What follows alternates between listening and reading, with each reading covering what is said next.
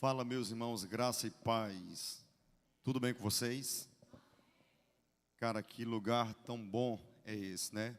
Não tem lugar melhor do que estarmos de fato na presença do nosso Deus, glorificando, exaltando o seu nome, porque de fato nós fomos criados com esse propósito, com esse objetivo.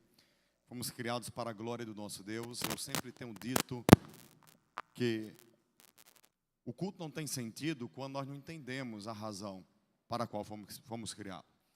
Mas quando nós entendemos que nós fomos criados para glorificar, para exaltar, para dar glórias àquele que é digno, cara, tudo faz muito sentido. Não existe culto ruim quando nós temos essa mentalidade. Eu já participei de muitas vezes de muitos cultos, onde as pessoas diziam, cara, eu vou para o culto receber. E desculpe-me lhe dizer, mas culto não é lugar de receber. Culto é lugar de entregar. Culto é lugar de você dar ao seu Criador aquilo que de fato Ele merece. Toda honra, toda glória, todo louvor e toda adoração. E é interessante que a partir do momento que nós entendemos essa chave, esse entendimento, tudo faz muito sentido. Quando você chega no culto, não com o objetivo de receber, mas com o objetivo de dar, de entregar ao Senhor, automaticamente você é edificado, automaticamente você recebe da parte do nosso Deus. Queridos, eu quero convidar você, eu tenho uma palavra para compartilhar contigo. Eu gostaria que você abrisse a sua Bíblia nesse momento. No Evangelho segundo escreveu Mateus.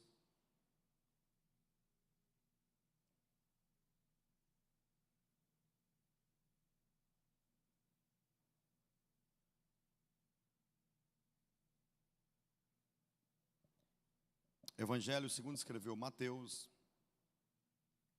capítulo de número 16.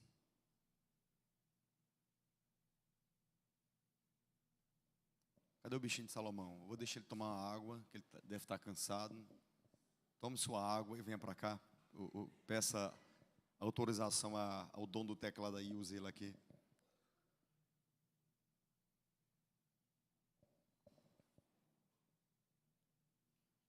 Mateus capítulo 16, eu quero ler com vocês a partir dos versículos 24.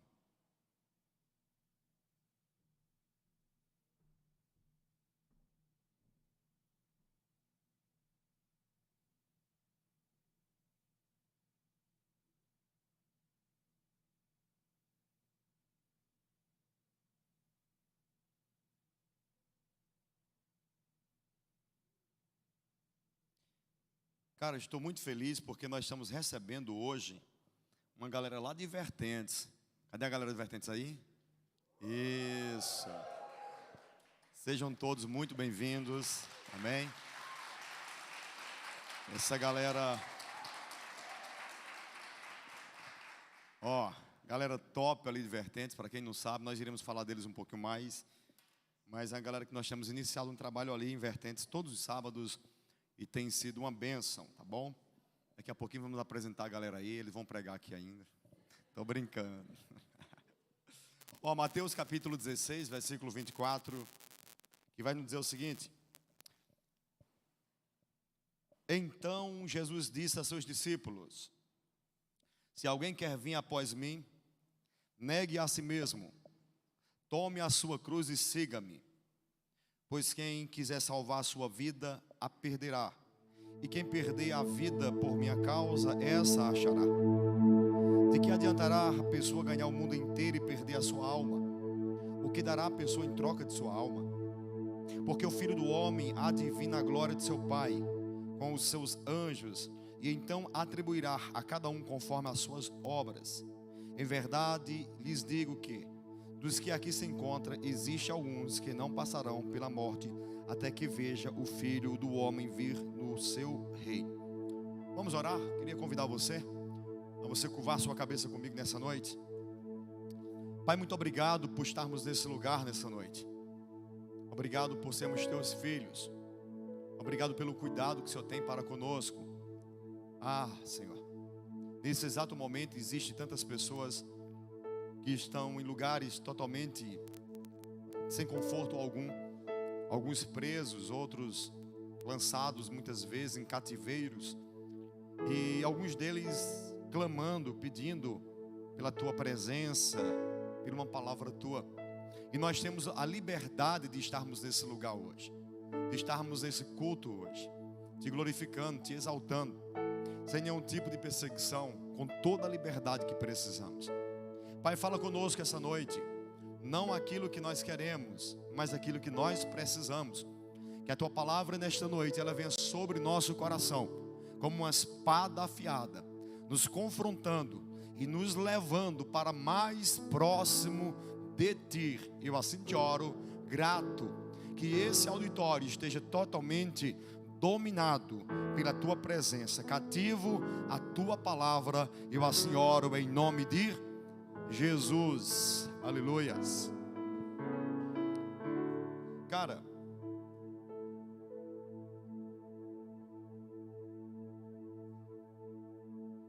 eu considero esse texto um dos textos mais belos das Escrituras, porque esse texto aqui ele nos ensina algumas lições que todo cristão precisaria saber. Eu digo que todo cristão precisaria saber, porque nem todos, infelizmente, têm conhecimento dos princípios, das lições que estão embutidas dentro desse texto. Que lições são essas, pastor? Nós vivemos hoje em um período onde, principalmente no Brasil, é muito fácil você encontrar as pessoas e com muita facilidade elas dizerem: não, eu sou servo de Jesus, eu sou discípulo de Jesus. É muito fácil. Algumas pessoas que a vida não tem nada a ver com alguém que está seguindo Jesus, mas a gente encontra pessoas dizendo: eu sou de Cristo, eu estou com Cristo, Jesus entrou no meu coração. E quando a gente começa a observar, porque a Bíblia diz que uma árvore, ela tem que produzir o seu devido fruto. Um pé de caju não pode produzir carambola, nem tampouco jaca. Tem que produzir aquilo para o qual foi criado. É um processo natural, é uma lei natural. Nós produzimos aquilo que somos, aquilo que nós de fato fomos criados para de fato produzir. E no mundo qual vivemos hoje, ou talvez no Brasil, o Brasil é visto como um país evangélico, um país cristão.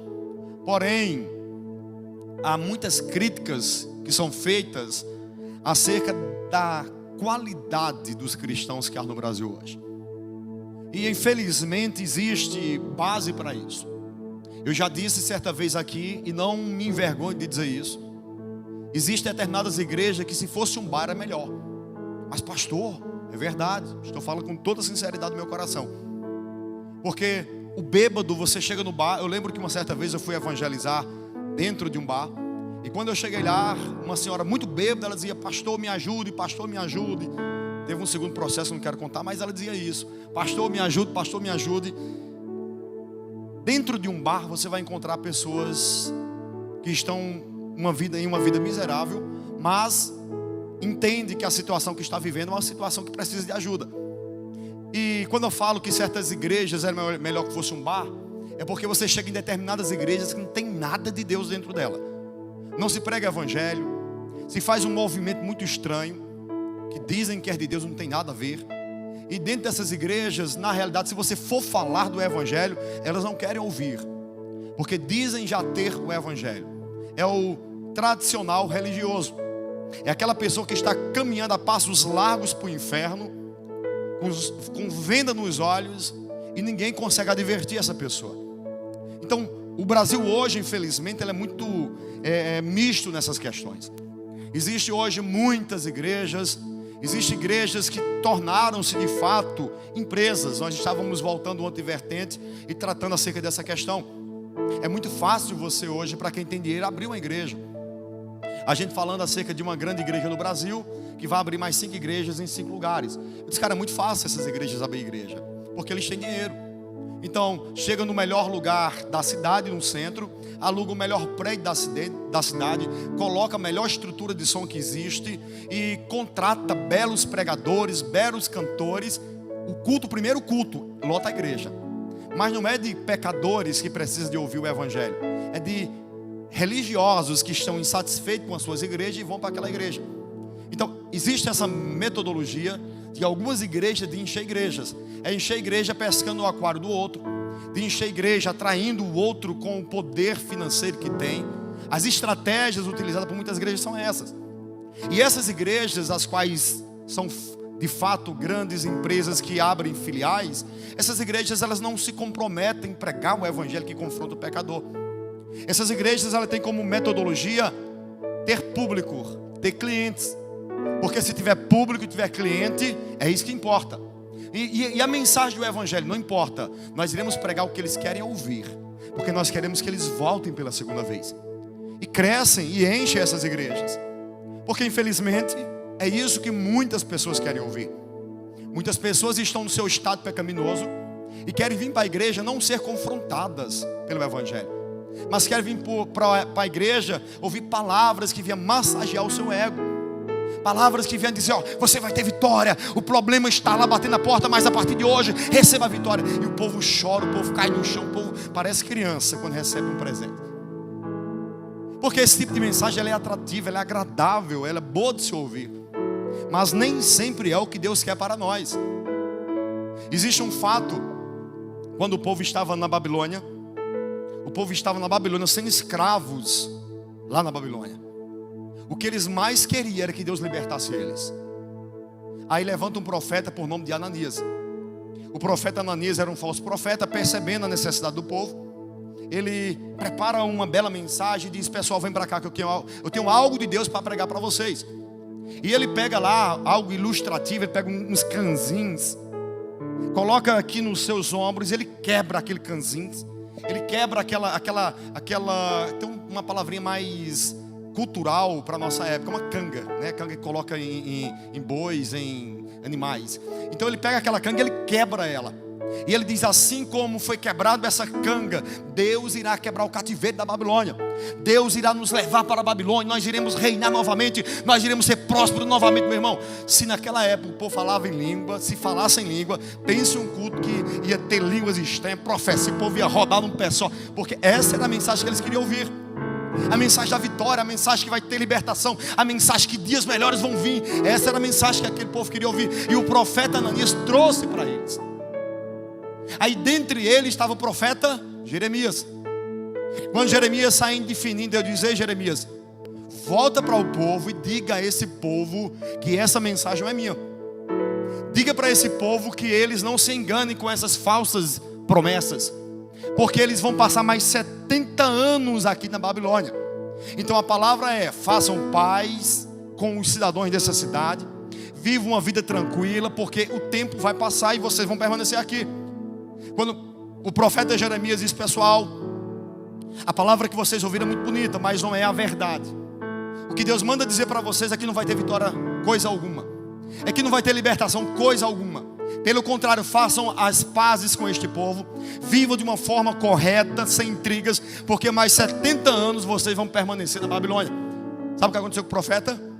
O povo disse, isso é um falso profeta. Pegaram o profeta Jeremias e jogaram dentro de um buraco, porque a mensagem não era atrativa, mas era a mensagem de Deus, mas não era atrativa. Então nós vivemos um período hoje onde as igrejas lotam com muita facilidade, porque a maioria dos pastores, eu digo isso com o meu coração partido, não estão nem um pouco preocupados em te ensinar o reino dos céus. Estão preocupados em ensinar você a voltar para a igreja dele. Por isso é que um pastor se preocupa quando uma igreja séria abre outra igreja perto dele. Se a igreja é séria, não era para ter preocupação alguma, era para dizer, bendito seja o nome de Deus, porque abriu uma igreja séria, que prega o evangelho sério, e vai nos ajudar a ganharmos as almas. Mas existe infelizmente essa briga, existe essa disputa, porque cada um busca o seu próprio reino, cada um busca os seus próprios interesses, e poucos de fato buscam o reino de Deus. Então as igrejas enchem. O Brasil é visto como o país do cristianismo, mas é um cristianismo onde a roubalheira não deixa de acontecer.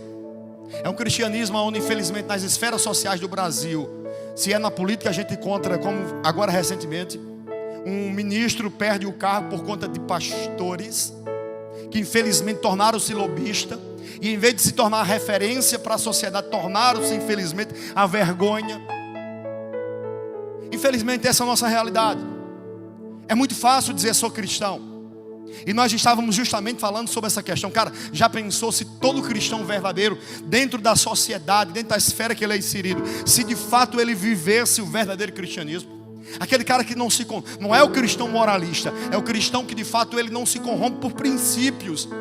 Aquele cristão que diz, não cara, eu não vou contigo porque vai contra os meus princípios. Eu nem quero que você faça, nem tampouco eu faço isso. Porque o cristão moralista, ele aponta o dedo, não faça, mas ele na escondida faz. Mas eu estou falando aqui de cristãos autênticos, verdadeiros, que não servem para mostrar que é santo, mas que servem porque de fato tem intimidade com Deus. Já pensou como seria nossa sociedade dessa forma? Mas as igrejas que mais crescem no Brasil hoje é a igreja da plenitude, é a igreja do reino de Deus. São igrejas que infelizmente não tem nenhum tipo de compromisso com a verdade dos evangelhos. Jesus na verdade, mas se você chegar nessas igrejas e perguntar quantos são discípulos de Jesus, todos vão levantar a mão dizendo que é. Mas quais são de fato os princípios para alguém bater no peito e dizer, cara, eu sou de fato um discípulo de Jesus? É fazer parte da igreja Galpão mais um? De hipótese alguma. Então é ser presbiteriano, então é ser batista, então é ser assembleano. Qual é o princípio? Cara, não é nenhum desses princípios. Jesus está tendo uma palestra, uma pregação com seus discípulos, com seus seguidores, e ele vai dizer o seguinte, olha, se vocês querem, então disse Jesus aos seus discípulos, se alguém quer vir após mim, se alguém quer se tornar o meu discípulo, existem umas regras. Existem algumas regrinhas que eu quero anunciar a vocês. E que regra é essa, Jesus? Em primeiro lugar, negue a si mesmo. Se alguém quer se tornar o meu discípulo, negue a si mesmo. Cara, o que é negar a si mesmo?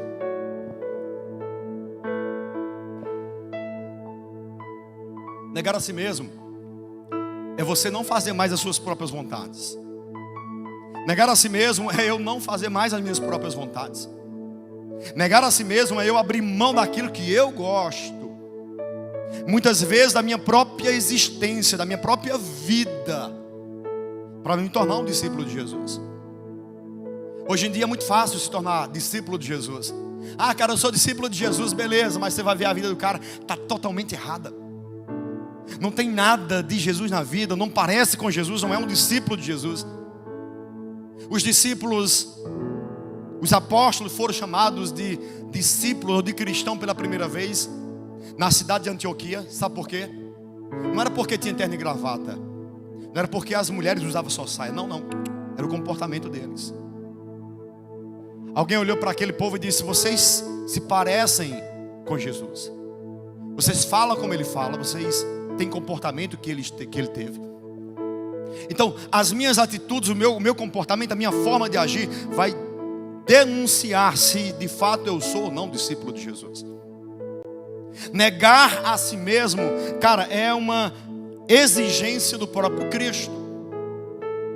Mas pastor, eu preciso. Não existe cristianismo sem renunciar a si mesmo.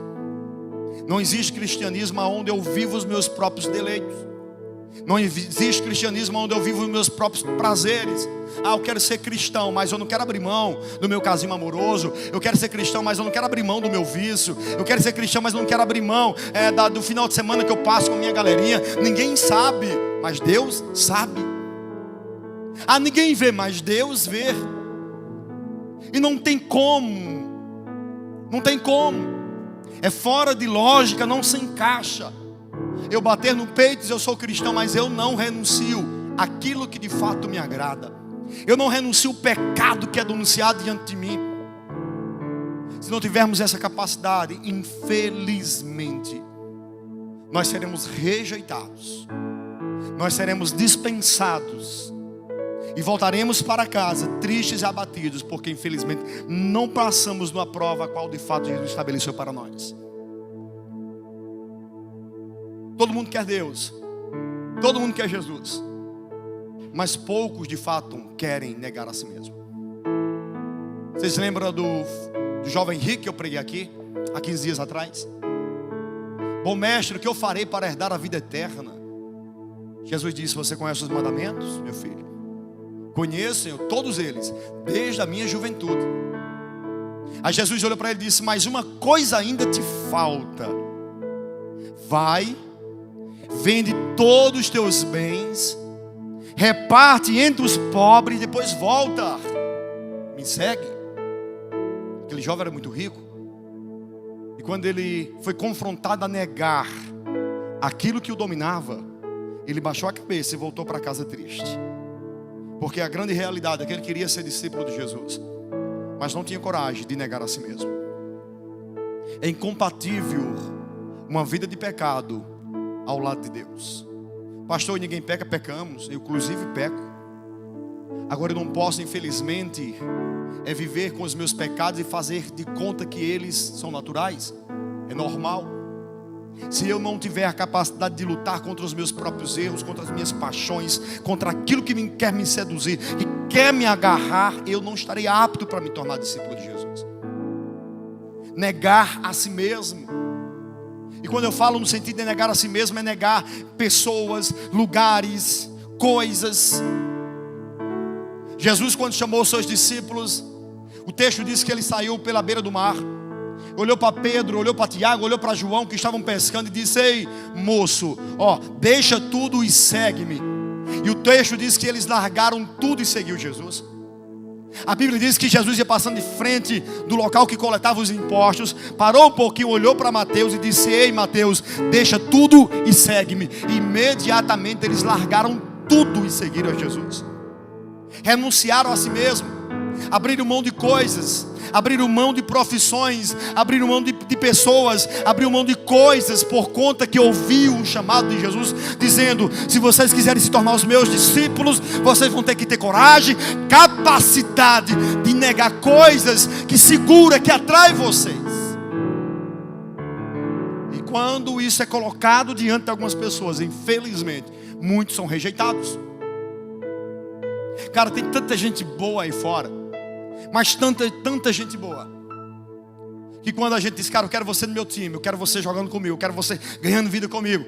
Aí o cara diz: mas pastor, mas para eu ganhar vida contigo eu tenho que deixar os meus pecados, tenho que abrir mão. Então pastor, infelizmente hoje eu não quero. Ah, mas quer ser discípulo de Jesus? Quero. Eu só não quero renunciar a mim mesmo. Ah, mas quer ter Deus? Quero. Mas só não quero abrir mão de mim mesmo. E sabe por que na realidade Jesus ele manda a gente negar a si mesmo? É porque a nossa natureza é pecaminosa. Tudo que quer nos dominar, infelizmente, é imoral e má. Os nossos pensamentos, as nossas intenções, as nossas vontades são pecaminosas. Então Jesus, conhecendo o mais profundo do ser humano, ele diz: se você quiser me seguir, meu filho, você vai ter que abrir mão de você, porque eu sei quem é você e você não presta. Então você tem que deixar eu dominar você. Abrir mão de si mesmo é uma regra essencial, que muitas pessoas, infelizmente, começam muito bem, mas depois diz: cara, eu não consegui renunciar a mim mesmo. Ah, mas eu quero Deus. Mas não tem como nos tornarmos discípulos de Jesus se não tivermos a capacidade de dizer: eu vou renunciar a mim mesmo. Eu estou pregando para vocês aqui. Eu me entreguei a Jesus com 19 anos de idade. Estava em um culto igual a esse que vocês estão aqui hoje. E o pregador começa a pregar, e eu já estava sendo confrontado por algumas mensagens. E quando foi um dia eu disse: cara, eu quero viver para Deus hoje.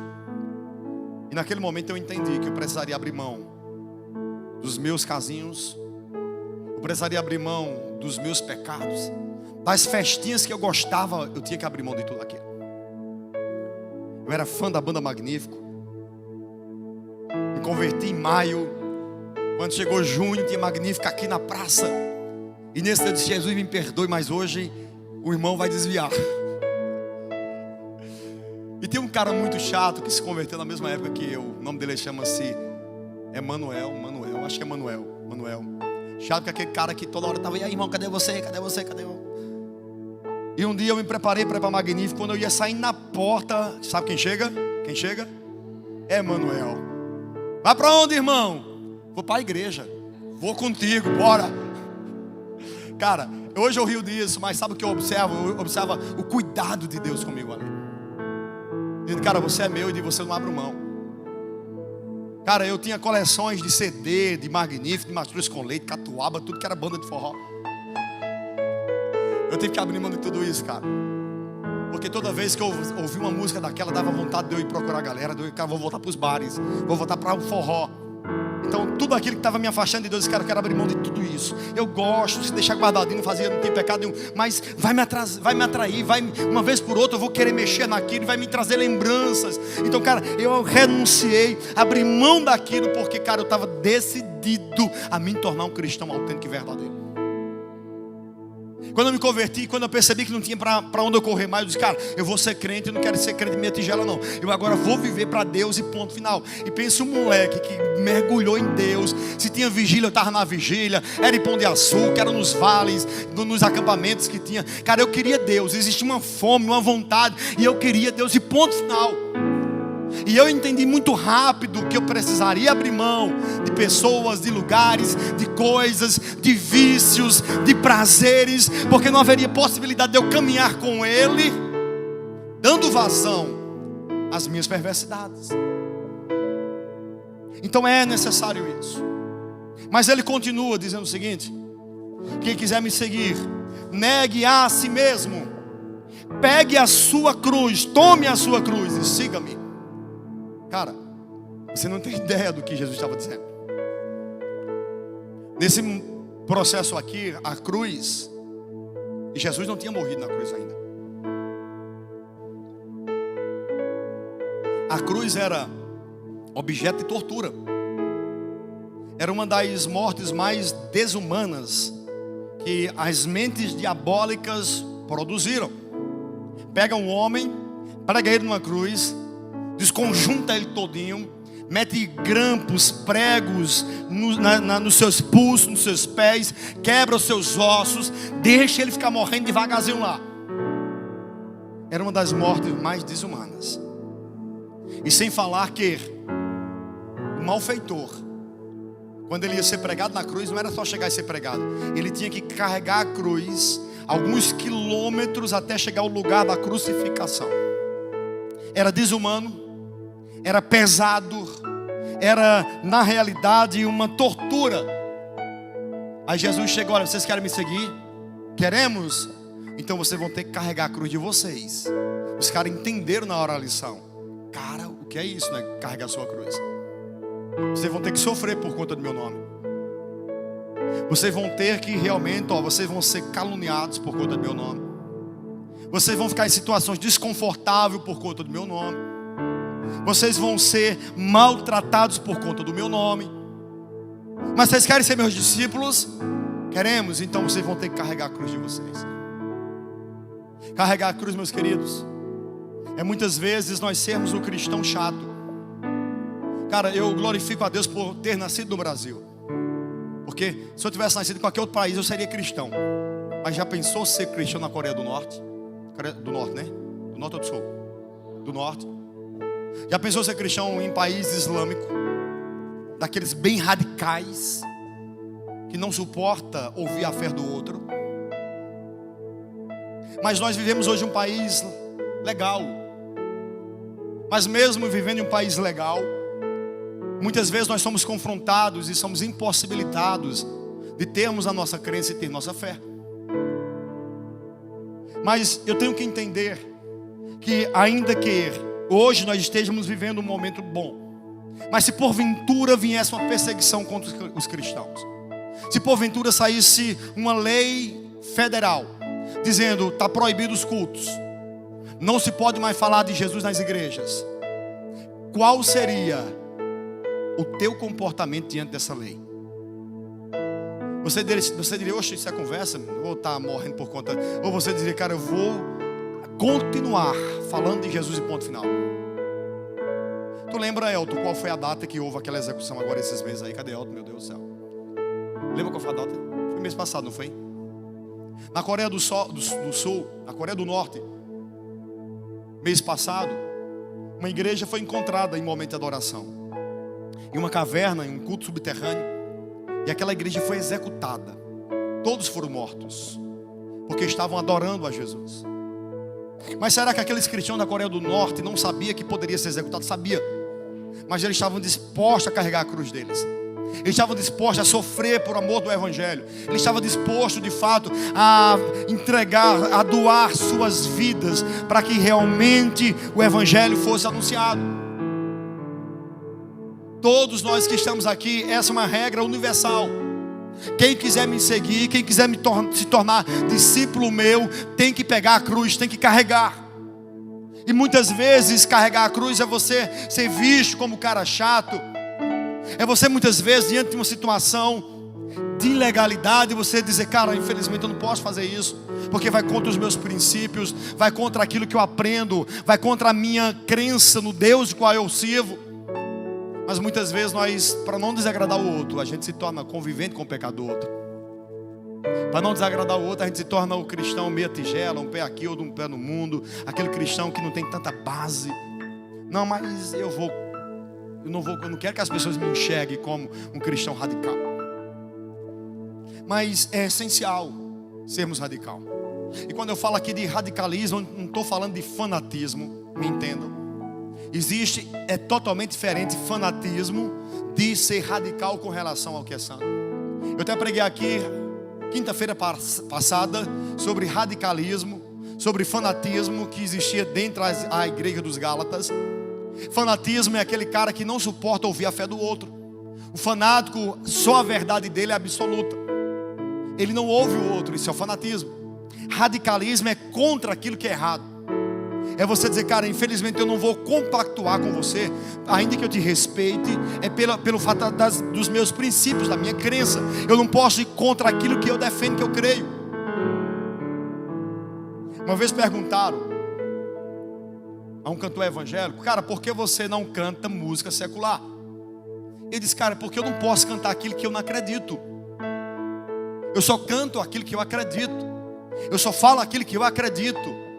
Então seria uma incoerência de minha parte eu estar cantando músicas que não é a minha filosofia de vida. Então isso não é ser fanático, isso é ser de fato radical naquilo que de fato você acredita. Então nós temos que entender quem somos. E entendermos que precisamos entender que para seguir Jesus precisamos ter a coragem de carregar a cruz. E carregar a cruz não é uma coisa legal, não é um processo legal, é um processo doloroso, mas necessário para realmente nos tornarmos discípulos de Jesus.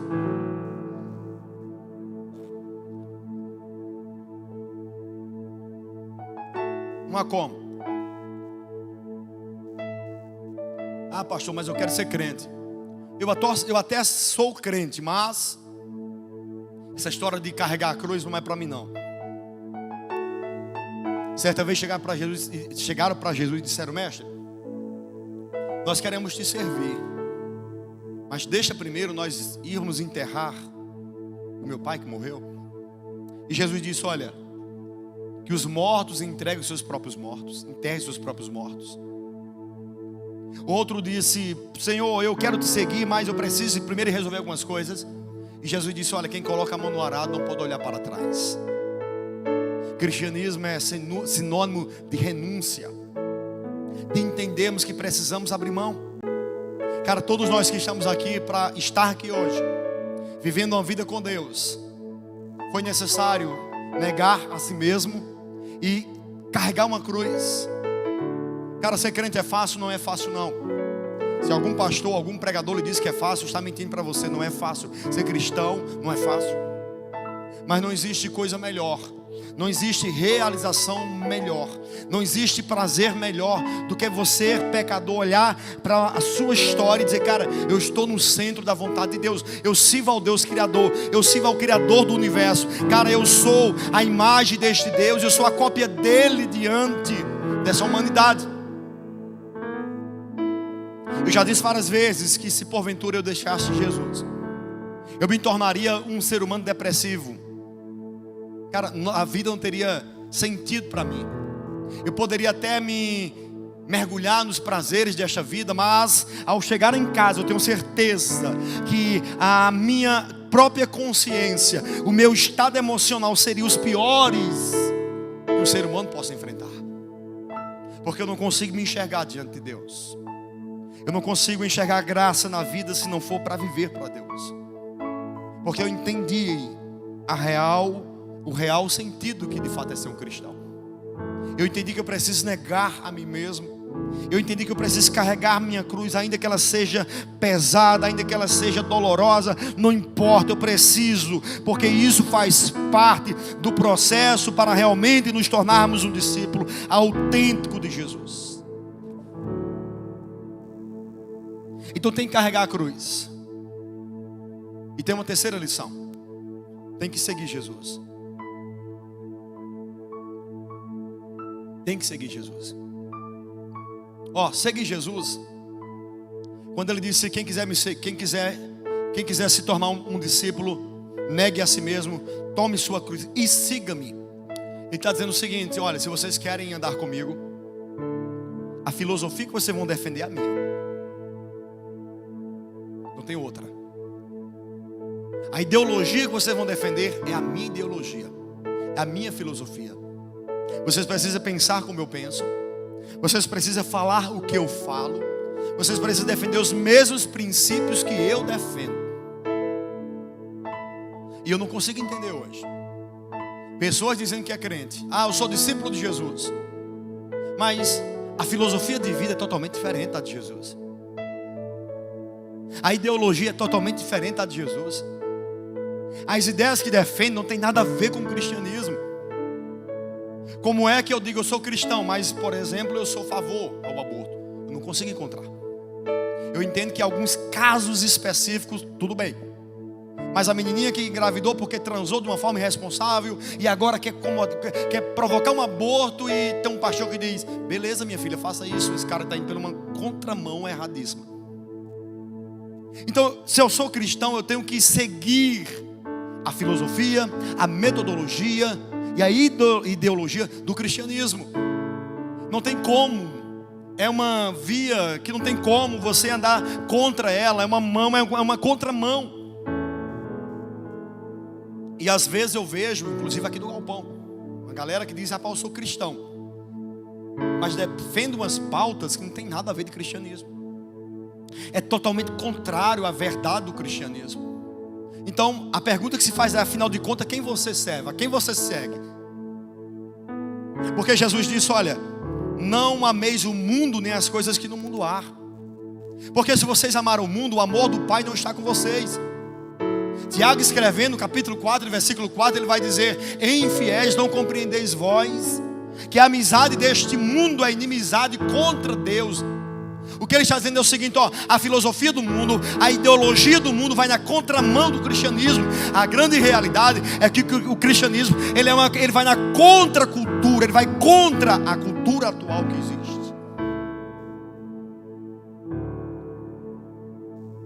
O nosso carnaval é visto como uma cultura no Brasil, mas é uma das festas brasileiras que mais tem droga, sexo ilícito, estrupo e tudo mais que você pensar. E tem cristão que defende o carnaval. Cara, o carnaval, eu acho que tem cristão que vai pro carnaval disfarçado, já que bota a máscara lá. Cara, nós temos que parar e entendermos. Ser cristão não é brincadeira, ser cristão é muito sério.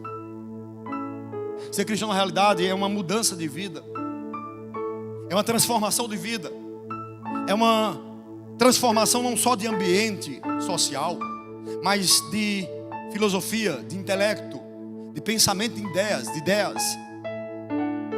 Eu parei de andar com alguma galera quando eu me converti, porque as ideias não batiam mais. Porque eu ia para o culto, o cara ia para a vaquejada. Eu ia para o culto, o cara ia para a balada. E quando nós nos encontrávamos, eu ia falar da igreja. Ele não queria ouvir porque eu era o cara chato para ele. E ele queria falar das meninas que pegou. Então o cara não deu, as ideias não batiam mais.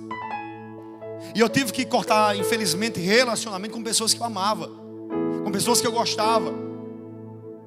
Porque infelizmente as ideias eram totalmente diferentes. As conversas não se encaixavam. Eu queria convidar a pessoa para o culto, ela queria me convidar para um bordel ou algo desse tipo. Então chegou um momento que foi necessário abrir mão, porque quem eu estava seguindo, a minha filosofia de vida era totalmente diferente agora. Então tem que ter essa mudança na mentalidade. Por isso é que Paulo, escrevendo aos irmãos em Filipenses capítulo 4 versículo 8, ele vai dizer: ó, buscar as coisas que são do alto. Ocupe a mente de vocês com as coisas, com aquilo que é bom, com aquilo que é perfeito, com aquilo que é agradável. Em outras palavras, Paulo está dizendo aos filipenses: vocês precisam mudar a mente de vocês, as ideias de vocês, a filosofia de vocês agora não pode ser terrena, mas tem que ser do céu. Vocês têm que mudar intelectualmente também, porque tem pessoas que mudou de lugar, mas não mudou intelectualmente. Se você para conversar, infelizmente, eu sou um pastor que defendo o direito de todos os cidadãos, não importa quem seja. Ah, pastor, mas é gay. Se tem direito, o direito é dele. Agora, eu não consigo entender um cristão defendendo a bandeira do LGBT. Mas pastor, não entendo, não consigo entender.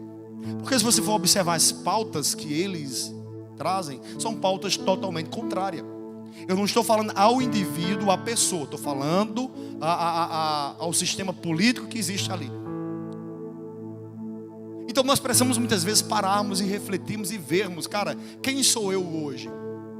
Eu sou um cristão, então quais são as regras para eu me tornar um cristão? Negar as minhas próprias vontades, carregar a minha cruz e seguir o meu mestre. E qual é a filosofia do mestre? Qual é a ideologia do mestre? Eu tenho que entender que se eu sou cristão, a Bíblia é a minha bússola. A Bíblia é realmente a minha regra de fé. Eu não estou falando aqui de uma leitura cega, de uma leitura de analfabeto. Eu estou falando que você precisa ler as escrituras, cara, e aquilo que é bom, aquilo que é proveitoso, trazer para a sua vida, dizer, cara, eu vou implantar isso para a minha vida. Porque não há como prosseguirmos na vida, não há como nos tornarmos discípulos de Jesus se realmente não tivermos a capacidade de fazermos isso.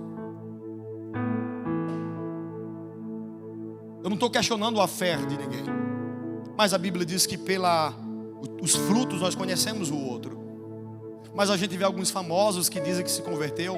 Cara, eu não entendo como é que um cristão se converteu e ele está cantando pornografia, incentivando jovens, adolescentes ao sexo, a droga e tantas outras coisas mais. Porque nós temos um monte de famosos dizendo, não, eu sou cristão. Mas aí o que ele canta, a letra que ele canta, cara, é uma destruição para a sociedade atual. Então, vocês estão percebendo que é uma incoerência nisso? É incoerente isso. É incoerente eu, como cristão, estar junto com uma galera que não pensa igual eu penso e que infelizmente o que está sendo transmitido é totalmente contrário à minha ideologia. É incoerente isso. Eu lembro que certa vez o pastor Neil Barreto, ele contando um pequeno testemunho dele, ele dizendo que ele trabalhava em uma sala de um departamento público e era proibido fumar dentro daquela sala. E ele disse o seguinte, ele disse, cara, o cara que estava fumando, ele disse, irmão, fume lá fora, cara. Infelizmente eu não fumo, você está me incomodando e tal, e é lei, aqui não posso fumar aqui dentro. Diz que o cara se armou com ele e disse, você é um religioso fanático, você na realidade é um escravizado da religião, e você quer tirar o meu direito. Ele fez, não, cara, eu não sou escravo de nada. Se existe alguém escravo aqui é você. Eu não sou escravo sim. Olha, eu não fumo porque eu não quero. Eu não vou para o motel com uma mulher porque eu não quero. Se eu quiser agora eu posso ir. Quem vai me impedir? Eu sou livre. Agora você é escravo. Fique um mês sem fumar e a gente vai descobrir quem é o escravo aqui entre eu e você. Nós temos que muitas vezes termos uma posição de cristão autêntico e verdadeiro. Colocar nossa ideologia, nosso ponto de vista quando necessário for, de uma forma que não agrida ninguém, mas que quando necessário for, o cara dizer, eu não concordo com a tua ideologia. Eu faço trilha e em uma das nossas trilhas a gente saiu e a gente voltou, acho que era umas 8 horas da noite, e a gente parou no barzinho mesmo, dentro do mato. Os caras, rapaz, bora pedir uma janta, bora, tal. E daqui a pouco pediram cuscuz, os caras pediram uma cerveja lá, umas coisas. Aí começou, eles falaram acerca das mulheres que eles estavam pegando, homens casados. E o cara se vangloriando que estava tendo um caso com uma amante e tal. E Eu fiquei ouvindo a conversa deles. Daqui a pouco eu disse: cara, eu também sou casado. Mas deixa eu dizer qual é a minha alegria e minha glória. É dizer que eu faço 20 anos que eu estou casado, cara, e nunca traí minha esposa. Aquilo foi na contramão do que ele estava falando. Eu disse: cara, isso me traz uma paixão grande. Cara, eu sou tão feliz por isso. Sou tão feliz, cara, em chegar em casa e saber olhar para minha esposa com a mente tranquila, sem culpa, sem nada. Meu irmão, aqueles caras mudaram a conversa na hora. É verdade, é verdade. Eles não sabem que eu sou pastor, não me apresento como pastor. Eu sou Paulinho entre eles. É verdade, Paulinho, é verdade. A gente fala assim, tá, mas a gente sabe que tá errado e tal. Ó, eu não fui desrespeitoso, eu não fui o cristão moralista, mas eu apenas coloquei, Paulinho, expus de fato o que eu penso. Eu não estou dizendo aqui para você de fato agora se criar aquele cristão chato, moralista. Não é assim, porque ninguém quer conversar com moralistas, com religiosos fanáticos. O mundo está saturado desse tipo de gente. Mas se você tiver a capacidade, a inteligência de conversar de uma forma inteligente, de levar a tua ideia para o outro, meu irmão, você vai fazer as pessoas te ouvirem. Como eu falei semana passada que nós estávamos no evangelismo e a ideia era cada um procurar alguém para evangelizar. E eu sentei perto da menina e disse: cara, qual é a tua religião? Ela falou: eu sou Inca. E o cara, que legal, fala a tua religião. Ela começa a falar que eu não sabia nem o que era aquilo. E ela começou a me explicar. Daqui a pouco ela fez: qual é a tua religião? Eu fico: opa, agora é minha vez de falar. Cara, eu sou cristão. Aí ela: sou cristão protestante, mas não quero te dizer que eu não sou igual. E já comecei a desfazer, que eu sei que a mentalidade que ela tinha do cristão de fato é aquela mentalidade do cristão chato, que só ele vai para o céu, todo mundo vai para o inferno. E a gente bateu um papo muito legal. Disse: cara, vai visitar a minha igreja? Vai lá. Não disse que era pastor da igreja, né? Vai visitar a nossa igreja lá. Porque nós precisamos de fato não ter medo de defender o nosso ponto de vista. Não podemos ter medo de expressarmos quem somos diante de quem quer que seja o outro que esteja nos ouvindo. Porque quando o outro não tem medo de colocar o ponto de vista, a filosofia dele, e eu me calo e concordo, eu me torno um cristão omisso. Mas precisamos sim, com poder e autoridade, dizer: cara, deixa eu falar um pouquinho dos meus princípios, da minha fé e aquilo que eu acredito. E você vai ganhar pessoas, você vai transformar pessoas seguindo Jesus desta forma. Não é seguir Jesus só trocando de roupa. Porque existem igrejas aí que quando você se converte, ele fala: troca a calça, troca o estilo de cabelo, não usa mais barba, não usa mais isso. Mas por dentro continua sendo um cristão que não tem ideia, não tem posicionamentos, nega constantemente Jesus, mas vive uma aparência de religioso. Então o verdadeiro cristão, ele não é visto quando ele chega pela roupa, mas quando ele abre a boca e ele fala. Aí ambientes são transformados, ambientes são mudados, quando nós entendemos qual é a nossa filosofia, qual é a nossa metodologia. Você é cristão, sim ou não? Então entenda, você precisa negar a si mesmo. Você precisa carregar a sua cruz. E você precisa seguir o mestre. E para seguir o mestre não é com a tua ideologia, não é com o teu pensamento, mas é o pensamento dele. Existem algumas coisas na Bíblia, cara, que se eu pudesse revogar, eu revogaria. Tem coisa que eu disse: não, Jesus, mas não é eu que defino isso. Não é você que define isso, cara. Nós simplesmente estamos aqui para obedecer. E Deus, com certeza, cara, Ele sabe muito mais o que é melhor para mim e para você. Amém? Queria orar por vocês, se coloquem em pé.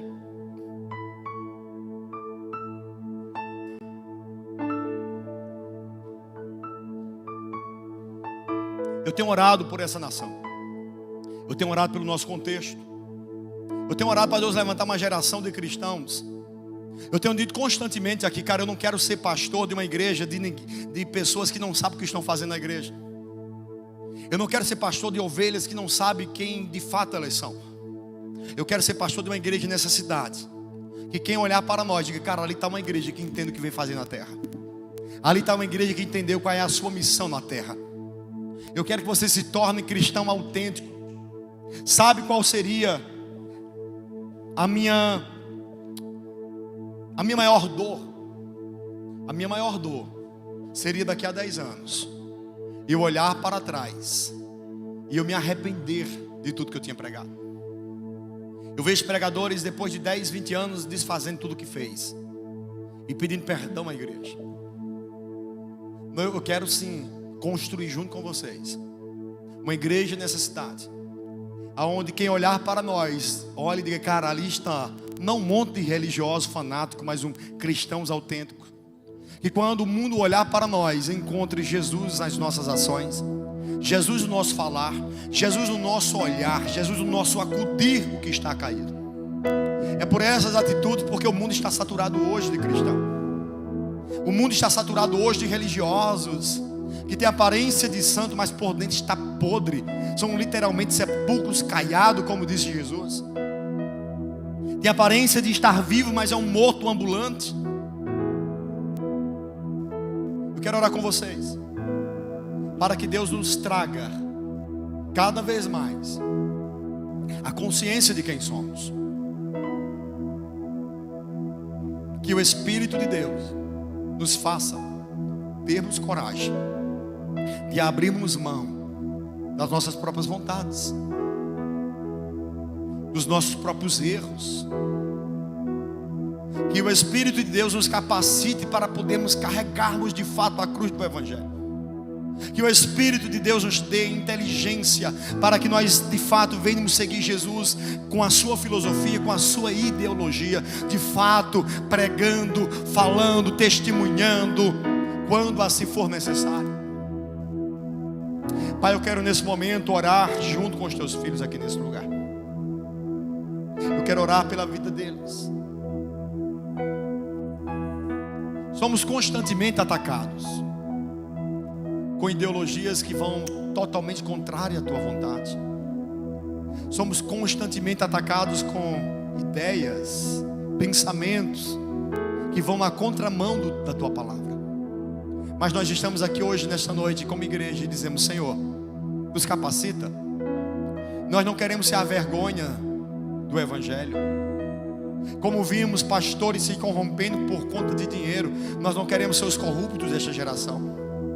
Eu acredito que enquanto uma geração se perde, o Senhor tem levantado uma geração de homens, de mulheres, de jovens que estão colocando dentro do seu coração a vontade, clamando e dizendo: Pai, eu quero ser justo, eu quero ser santo, eu quero viver a verdade do Evangelho, eu quero transformar as esferas nas quais eu estou inserido. Pai, eu profetizo que o Senhor está levantando, não é uma geração de religiosos, mas uma geração de homens, de mulheres, de jovens que entenderam o chamado do Evangelho, que entenderam que precisa renunciar a si mesmo, abrir mão de si mesmo, carregar a cruz e viver a filosofia do reino, a ideologia do reino, o pensamento do reino. Eu profetizo em nome de Jesus que mentes extraordinárias serão levantadas para defender a causa do Evangelho em Santa Cruz, em Vertente, Toritama, Caruaru, Recife. Ouvirá-se que no Nordeste Deus